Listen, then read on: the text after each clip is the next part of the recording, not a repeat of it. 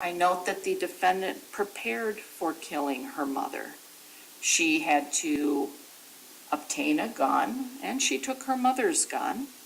She conducted various internet searches on how to kill someone, including children killing parents, shooting a person in the head, and the like. On July 6th of 2017, the defendant, who was home alone, laid in wait for her mother to arrive home, had a towel ready, and told her mother to put the towel over her head as she had a surprise for her. She then fired Peggy's own handgun at Peggy's head, killing her. Afterward, the defendant texted Rachel about doing so, and she even sent a photo of her deceased mother to Rachel. This, in my opinion, was a planned, premeditated act. Rachel was dropped off at the defendant's residence by Rachel's mother. At that point, the defendant could have told Rachel's mother what she had done and sought help. She chose not to do so. Now, admittedly, there may have been some subliminal pressure from Rachel not to do that. And I do note that there was text messaging from Rachel begging the defendant not to tell anyone, including the defendant's father and stepmother. However, nothing prevented the defendant from doing so.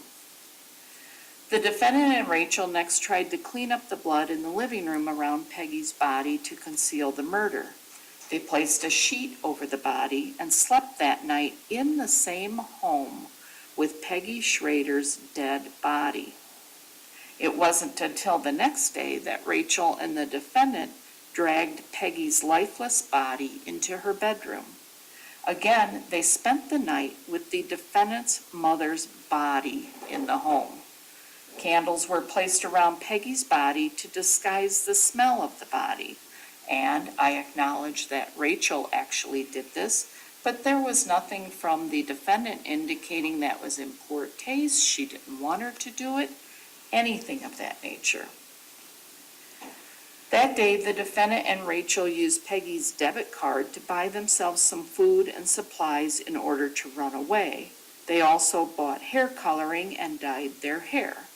Now, it is correct that this was a really minimal, sophomoric attempt at trying to run away from what has occurred.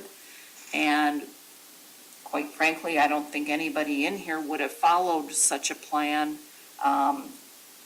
in the defendant's shoes.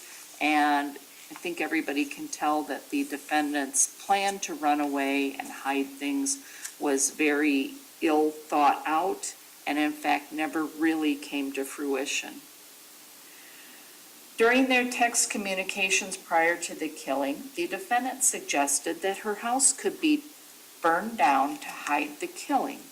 Ultimately, Rachel was the person who lit the sheet over Peggy's body on fire and used other pieces of cloth to start a fire in the home.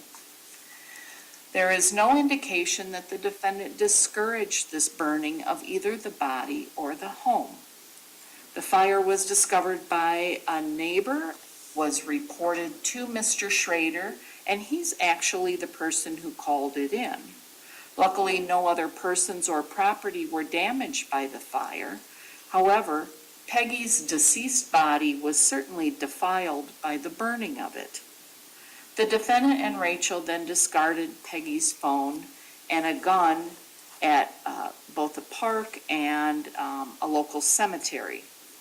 It is unknown if the gun was loaded. I can only imagine the tragedy that might have unfolded if that gun was loaded and found by a child. The police were alerted to what had occurred by Rachel, who met with police and told them of her involvement and that of the defendant. Meanwhile, prior to that, the defendant was at her father's home. She was with her father and her stepmother, with whom she had a very close and loving relationship. At no time did she tell them what had occurred. She even had a friend over, and apparently they did typical teenage behaviors, and it wasn't until the police arrived at the Schroeder's doorstep that the pieces began to fall into place. I do acknowledge that the defendant and her father cooperated with the police, and she was taken to the police department to tell what had occurred. I understand that the defendant was angry and upset with her mother over her belief, whether it was verifiable or not, that her mother disapproved of the relationship with Rachel Helm.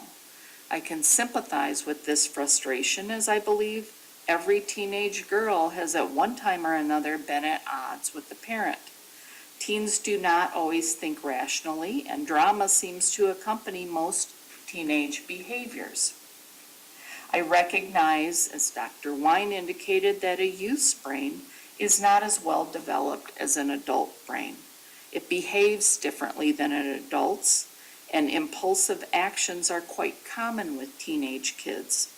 I also understand that peer pressure, not to mention encouragement to engage in inappropriate acts from a person you have feelings for, would be very difficult to resist. I have taken into account that the minor comes from a difficult background. She is an adopted child, although she was lucky enough to find Peggy and Daryl Schroeder, who wanted to welcome her and her sister into their lives. The defendant suffered from mental health issues from an early age, but it appeared that her parents were on top of at least securing treatment for her and doing everything they could to address these issues, whether it be through counseling, medication, or different approaches to school.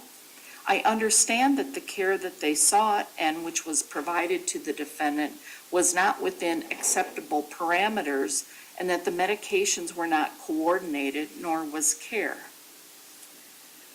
There is nothing before the court to indicate that if proper measures had been taken, or if life had taken a different path for the defendant, she never would have committed this act. Just because circumstances may have facilitated the propensity to commit this act, it doesn't mean that this defendant was incapable of resisting the urge to act.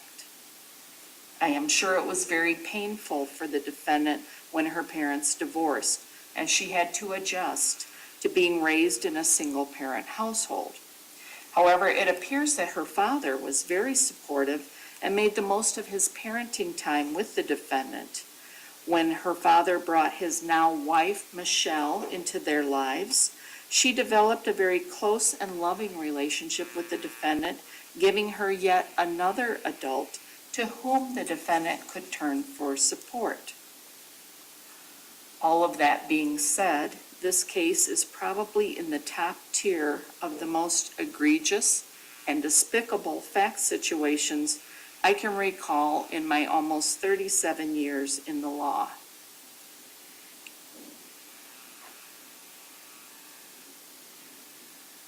The callous disregard for the life of Peggy Schroeder, the adoptive mother of the defendant, is disgusting. People may rationalize that this behavior is instigated by Rachel Helm or brought about by the defendant's youth or her faulty thought processes, medication interactions, or influence in her life cause this behavior. I do acknowledge that Rachel Helm very much encouraged this act and then actively assisted the defendant with her post-murder actions. What it boils down to is this: there is no evidence that Anna Schroeder did not know the difference between right and wrong. No one forced her to commit this act.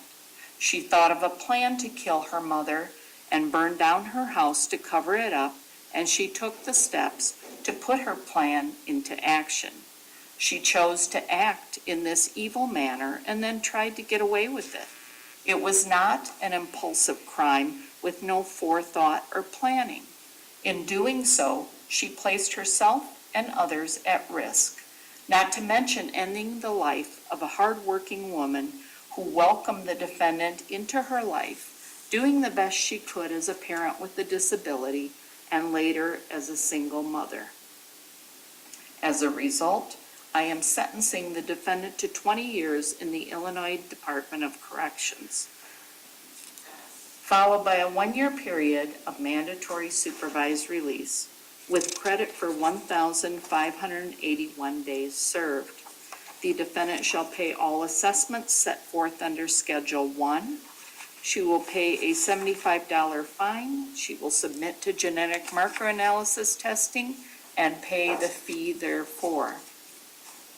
As I indicated, the legislature has seen fit to allow my sentence to be modified.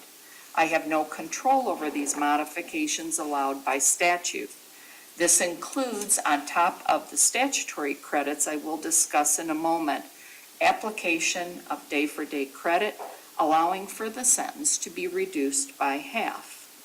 As a result, the legislature requires that I make the following statement to explain those modifications designed by statute. The purpose of this statement is to inform the public of the actual period of time this defendant is likely to spend in prison as a result of this sentence. The actual period of prison time is determined by the statutes of Illinois as applied to this sentence by the Illinois Department of Corrections and the Illinois Prisoner Review Board.